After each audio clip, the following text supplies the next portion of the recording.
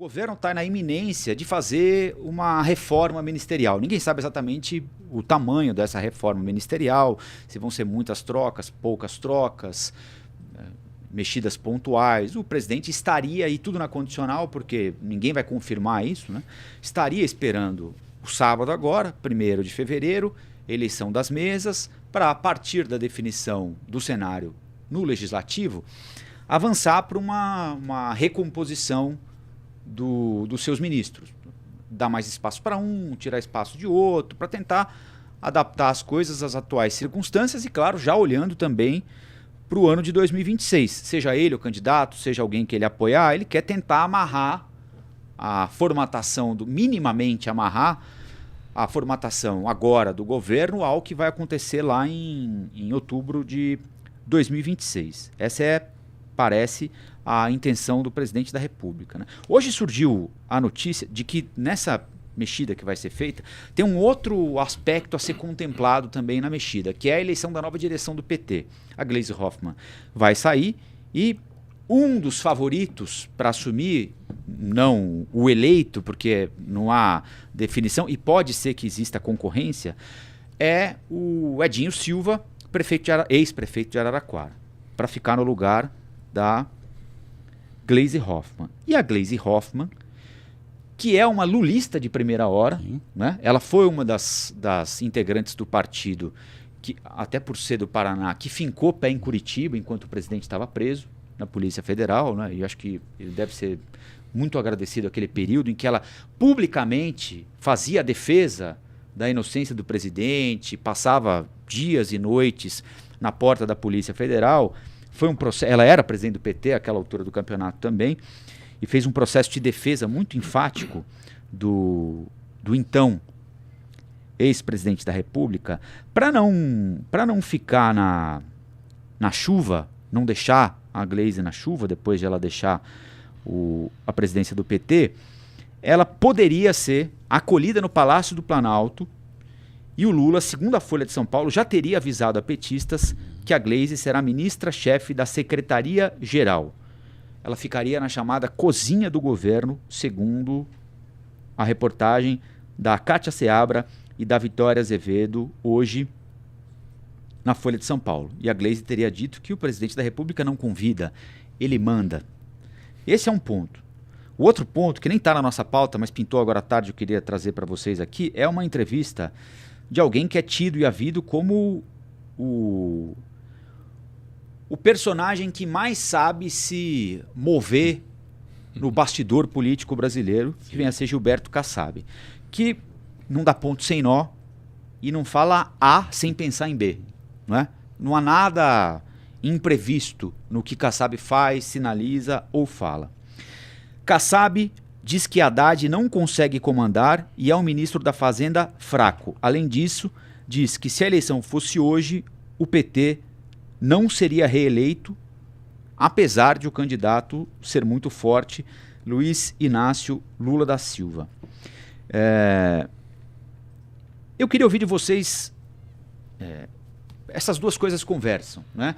O presidente Lula quer fazer. Aliás, ele cobrou na segunda-feira passada, na abertura da reunião ministerial, ele falou para os ministros, ele estava dando recado ali para os ministros dos partidos do Centrão, né? PSD, MDB, falou assim, olha, e os ministros que fazem parte desses partidos que estão com um pé em cada canoa, ele não usou essa expressão, mas quis dizer isso, né? Tá na hora de começar a trabalhar para ver se traz esses partidos para o lado dele, Luiz Inácio Lula da Silva.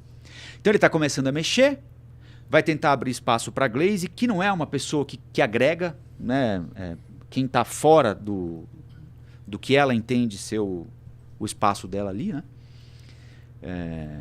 E o Kassab, que não dá ponto sem nó, dizendo, olha, o ministro é fraco, se fosse hoje o PT não se elegeria, tem fundamento na análise dele, a análise é essa mesmo, ele está tentando piorar a situação para conseguir negociar melhor. Eu disse, você é fraco, você está mal, então eu vou te pedir muito mais coisa aqui, porque se não for eu, você não avança. O que é que tem por trás disso tudo aí, Evaldo? Eu acho que o Kassab está se aproveitando dessas novas pesquisas, das pesquisas mais recentes, né? e que apontam um quadro bastante pessimista para a popularidade do governo Lula. A avaliação do governo não é das melhores e pelo contrário, nunca esteve tão ruim. E eu não sei se o Lula quer uma reforma ministerial, mas eu tenho certeza de que ele precisa de uma reforma ministerial até para estancar esse tecido que já começa a se esgarçar, e essa declaração do Gilberto Kassab vem muito ao encontro dessa movimentação que já começa a acontecer de olho em 2026, na sucessão. E evidentemente, todo mundo vai querer mais espaço no governo atual, senão, tchau, em 2026 a gente volta a conversar em lados opostos. E para um governo que está se enfraquecendo e que a cada medida que toma, me parece que há um descontentamento generalizado, não há medida que o governo tenha anunciado nos últimos tempos que tenha tido uma acolhida positiva. Inclusive medidas que estavam sendo aguardadas há muito tempo, como o aumento da isenção da faixa de imposto de renda.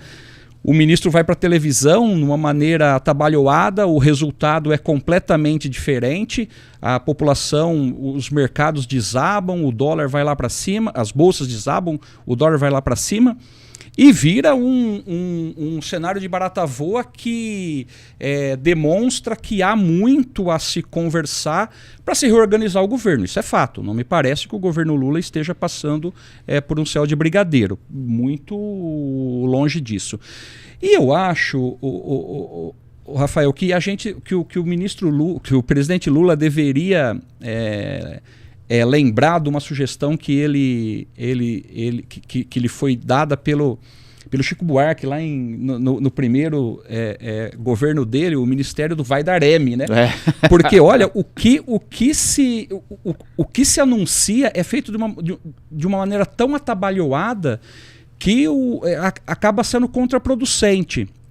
Então, nesse momento, eu julgo que uma reforma ministerial é mais do que um desejo do presidente.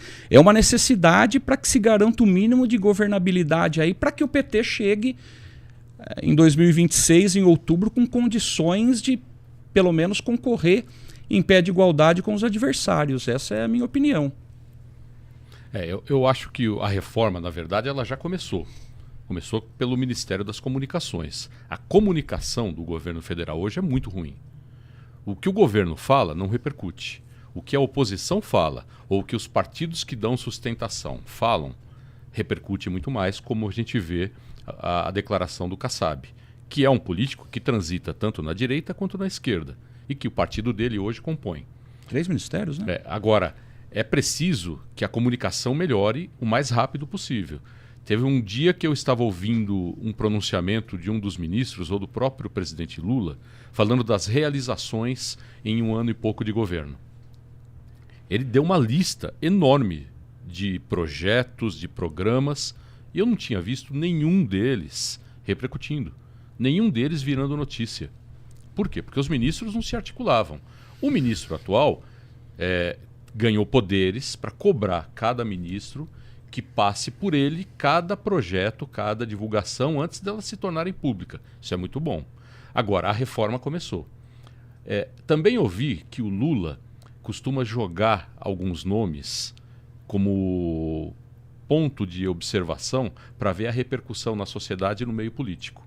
Então pode ser que ele já esteja fazendo isso para uma reforma que talvez seja concluída só em março. Jogar nomes para ver como que é a aceitação desses nomes, para saber se o da Glaze acho que ele sabe bem, né? Exatamente. E a Glaze, ela vai para a Secretaria-Geral da Presidência. Sim. É um cargo de articulação. Sim. Ela precisa e ela vai ter que conversar com todos os ministros, com deputados, com senadores, porque senão não sai do lugar também. Então, qual vai ser a repercussão do lançamento do nome dela? Eu acho que tudo isso ainda é fase de especulação e de teste para saber quem pôr em qual cadeira. Tem pelo menos 4 ministérios ali para serem trocados, né? Os principais hoje, Ciência e Tecnologia e o Ministério da Defesa, que o ministro ultra desgastado. Ele mesmo já disse que já cumpriu o papel dele lá. Então eu acho que o governo precisa se articular melhor, melhorar a comunicação para então evitar que o que acontece no governo e as iniciativas não repercutam em nada, enquanto o que fala a oposição e os próprios partidos de sustentação repercuta da forma que acontece hoje em dia.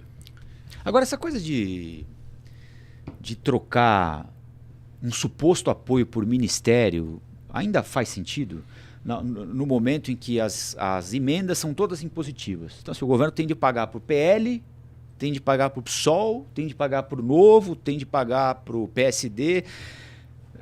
Essa lógica ela não funcionava melhor nos 2 primeiros mandatos do Lula, por exemplo, porque hoje, né, é claro, é sempre melhor você ter alguém ao teu lado do que como adversário.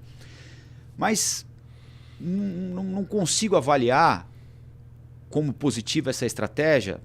O PSD, por exemplo, o União Brasil, esses partidos não estão com o governo. Não. Né? Você não pode falar, não, União Brasil é da minha base. Nunca pôde, né? Justiça seja feita. Mas não dá para falar nem que a maioria do União Brasil tá, não está. Quem está com você é aquele ministro ali. E olhe lá. Né? Um pequeno grupo que ele influencia ali. Então, essa lógica ainda vale a pena ficar abrindo espaço para quem está ali, mas amanhã pode ser que não está mais? Eu acho que o que o Lula tá querendo neste momento específico é apaziguar ou pelo menos manter no seu entorno quem tem repercussão, né? Uma declaração dessa do Kassab que ele disse hoje, dizendo que o Haddad é fraco, ministro fraco, me parece que a repercussão, como ele tem muito espaço na opinião pública, na opinião publicada e também na opinião pública, me parece que esse tipo de declaração é um fator de desgaste para o governo. Então, manter essas pessoas mais próximas, me parece que para evitar o desgaste de imagem, ainda continua valendo. Mas, de fato, depois, com o poder que o Congresso obteve com essa mudança na distribuição do dinheiro do orçamento, de fato, você tem que conversar com centenas de pessoas, né? Todavia, eu acho que vale no sentido de você manter próximo e evitar que use o espaço que tem na mídia ou nos canais de divulgação de opinião pública dessas pessoas chaves, como o caso do Kassab, né? Me parece que essa é uma razão. E a articulação do governo, né? Se você tem partidos que se dizem aliados, esses partidos têm que andar com o governo.